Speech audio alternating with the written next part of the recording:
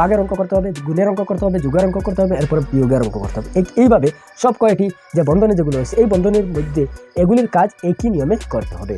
তো এভাবেই যে সরল অঙ্কের যে BODMAS এর যে ফর্মুলা যে সরল অঙ্ক যেগুলি রয়েছে এভাবে সমাধান করতে হয়। তো ভিডিওতে আমরা BODMAS যে ফর্মুলা যেটি রয়েছে এই ফর্মুলাটি ভালো করে জানবো, বুঝবো। তো বিশেষ করে ভিডিওটি না টেনে পুরো ভিডিও দেখতে থাকুন। তো BODMAS যে ফর্মুলা যেটি রয়েছে, তো BODMAS, তো বিশেষ করে নবোদয় এন্ট্রান্স এক্সামের যে সরল করা যে অঙ্কর যেগুলি রয়েছে সেকশন যেটি রয়েছে এটির মধ্যে BODMAS অর্থাৎ বদমাস যে এই BODMAS এর ফর্মুলায় অনেকগুলো প্রশ্ন আসে, তাই এগুলি অনেক গুরুত্বপূর্ণ জানা। তো BODMAS, তো বি অর্থ হচ্ছে ব্র্যাকেট, বির অর্থ হচ্ছে ব্র্যাকেট যেগুলি আমরা পেয়েছি, অর্থাৎ আমরা পেয়েছি রেখা বন্ধনী, একটা প্রথম বন্ধনী, তো দ্বিতীয় বন্ধনী, তৃতীয় বন্ধনী, এগুলি যেগুলি আমরা পেয়েছি এইসব হচ্ছে যে ব্র্যাকেট। তো প্রথম বন্ধনী, দ্বিতীয় বন্ধনী এবং তৃতীয় বন্ধনী। তো অর্থাৎ হচ্ছে অফ, অর্থাৎ অফ হচ্ছে।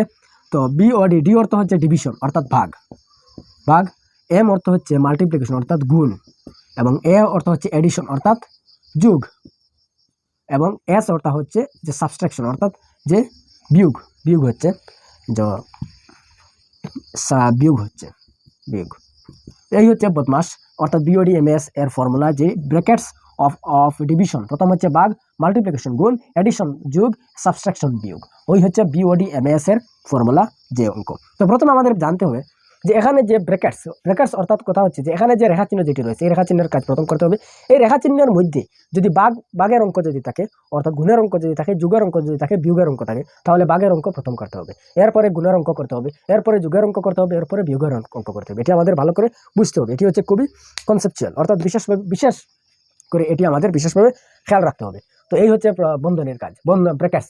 তো এরপরে হচ্ছে এই যে প্রথম বন্ধনী যেটি রয়েছে এই প্রথম বন্ধনীর মধ্যে তো প্রথমে আমাদের করতে হয়। তো আশা করি ভিডিওটি বুঝতে পেরেছেন। তো যদি ভিডিওটি ভালো লাগে তাহলে ভিডিওটি লাইক করবেন, শেয়ার করেন, ওদেরকে দেখার সুযোগ করে দেবেন, সাথে এই চ্যানেলটিকে সাবস্ক্রাইব করে রাখবেন। তো বিশেষ করে যারা এই বছর নবোদয় এন্ট্রান্স এক্সামের সিলেকশন টেস্টে বসবে তাদের কাছে বেশি বেশি করে শেয়ার করার অনুরোধ রইল। বিশেষ করে তাদের অভিভাবকের কাছে এই ভিডিওগুলি পৌঁছে দিন, তো তারা যাতে এই যে BODMAS এর যে ফর্মুলা যে অঙ্কগুলি আসবে সেগুলি নিঃসন্দেহ সহজভাবে সমাধান করতে পারে পরীক্ষার হলের মধ্যে। তো ভিডিওটি পুরো দেখার জন্য আপনাকে অনেক অনেক ধন্যবাদ। Thank you for watching. Thank you.